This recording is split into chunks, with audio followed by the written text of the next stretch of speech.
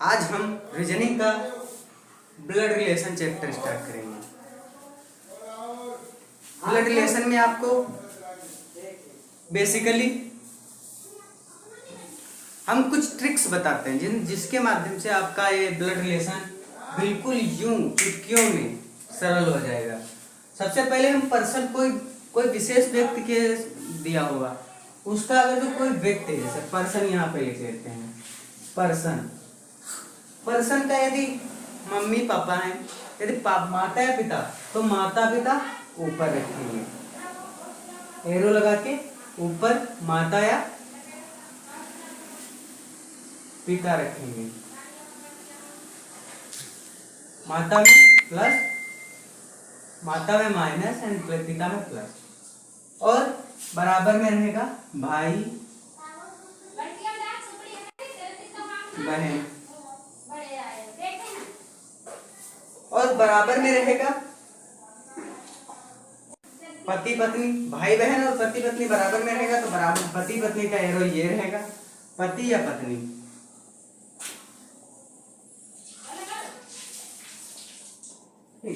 और पुत्र या पुत्री नीचे रहेगा, पुत्र पुत्री नीचे रहेगा। ये मतलब ये एक विशेष ट्रिक है जिसके माध्यम से हम एक ब्लड रिलेशन वाले बिल्कुल सरल रहेंगे।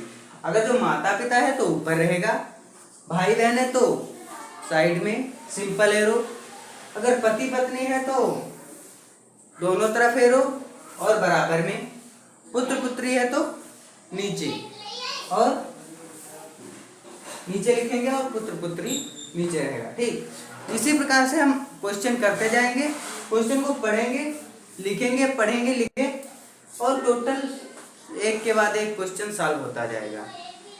जैसे हम क्वेश्चन लिख रहे हैं, एक बहुत प्यारा क्वेश्चन है। प्रश्न है, MF विवाहित दंपत्ति हैं, AB बहनें हैं, AF की बहन है, B का M से क्या संबंध है? ये प्रश्न है। हम स्टार्ट करते हैं। MF विवाहित दंपत्ति हैं, तो M विवाहित दंपत्ति मतलब पति पत्नी होंगे तो एरो लगाएंगे, और F ये दोनों विवाहित दंपत्ति हैं। AB बहनें हैं, AF की बहन है, A और B बहनें हैं, दोनों आपस में बहनें हैं तो दोनों पे नेगेटिव चिन्ह लगेगा। और तीसरा है AF की बहन है, तो F की बहन है A, ठीक, तो बराबर में रहेगा। F की बहन है तो A बराबर में आ गया,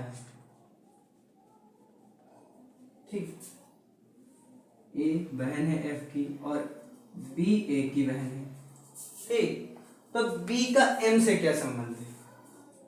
अब इसमें देखिए क्लियर, तो इनका इसमें क्लियर जेंडर नहीं है, ना तो F का जेंडर क्लियर है ना तो M का जेंडर क्लियर है। दिया है विवाहित दंपत्ति तो है, इसमें पति पत्नी नहीं पता कौन, ये पति भी हो सकता है पत्नी भी हो सकता है। अगर जो ये पति है तो B जो है M अगर पति है तो B M की साली है, अगर M पत्नी है तो B M की ननद है।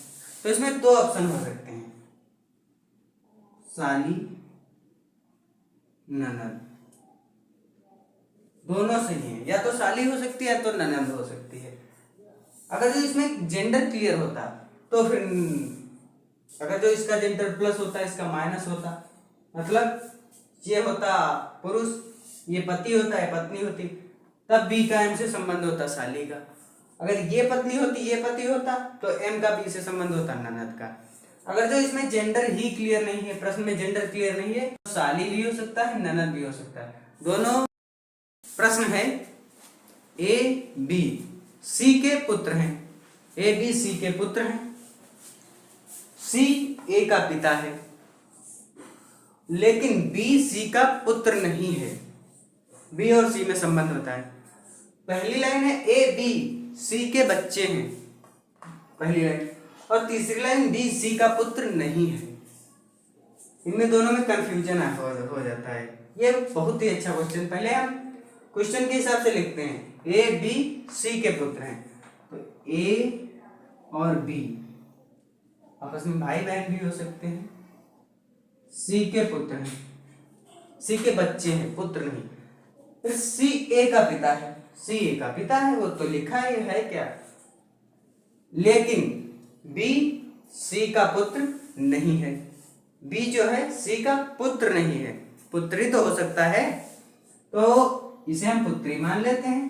सी की पुत्री है तो बी सी में संबंध क्या है, बी क्या है सी का, तो बी सी का क्या है, बी सी की पुत्री हो सकती है, क्योंकि बच्चे तो दोनों इनके ही हैं, पुत्री हो सकती है, पुत्र नहीं है ना, डायरेक्ट लिखा क्वेश्चन में पुत्र नहीं है, तो पुत्री तो हो सकती है, पुत्र नहीं है।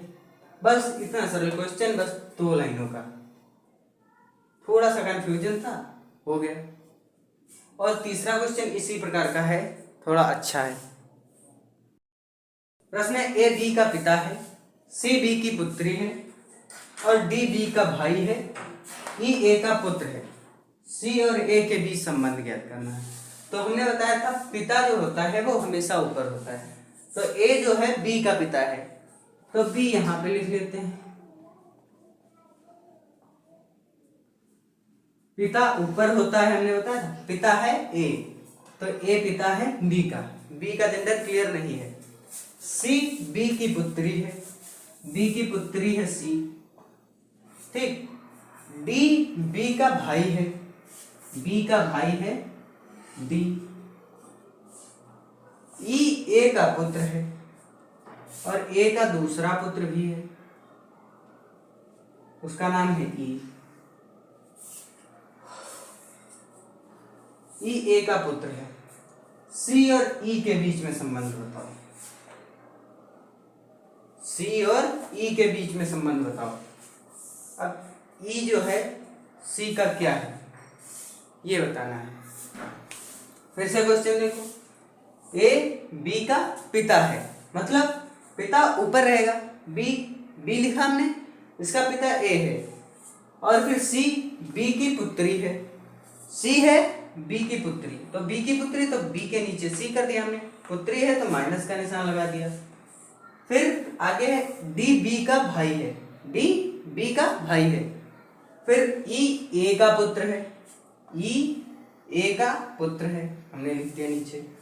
अब सी ई के बीच संबंध, ये सी है और ये ई है, इसके बीच संबंध क्या हो सकता है, इसके बीच संबंध हो सकता है, देखो ये अगर जो निगेटिव मतलब इसका जेंडर क्लियर नहीं है इसमें, तो अगर जो ये स्त्रीलिंग है तो स्त्रीलिंग इसकी पुत्री है तो इसका भाई ही होगा, ये जो ये ई है इसका भाई बी का भाई ही तो होगा। अगर जो ये फीमेल है तो इसका भाई है तो ये पुत्री का मामा हो सकता है। और अगर जो ये पुल्लिंग है या मेल है, बी अगर जो मेल है तो इसकी पुत्री, ये इसका भाई है तो इसका चाचा होगा, मामा या चाचा दोनों हो सकते हैं। डायरेक्ट क्वेश्चन में दिया होगा अंकल, अंकल हो सकता है, अंकल पे टिक लगाएंगे, अंकल ही इस क्वेश्चन में दिया है, ना कि चाचा या मामा। इंग्लिश का वर्ड अंकल मीन्स चाचा भी होता है, अंकल मीन्स मामा भी होता है, तो अंकल होगा, मामा या चाचा, चाचा भी हो सकता है मामा भी हो सकता है, अंकल, इसीलिए एक वर्ड बना दिया गया अंकल, अंकल दिया गया है। क्वेश्चन में थोड़ा हम हिसाब से करेंगे तो सही हो जाएगा, ठीक है। मतलब आगे क्वेश्चन इसी प्रकार, क्वेश्चन हम पूरा पढ़ेंगे, स्टेप टू स्टेप वाइज लिखेंगे और जो दिया होगा उसे हम लिख देंगे, फिर आंसर देखेंगे। सी ई के बीच संबंध क्या है, सी ई या तो भतीजी होगी या तो फिर भांजी होगी, फीमेल। बंद कर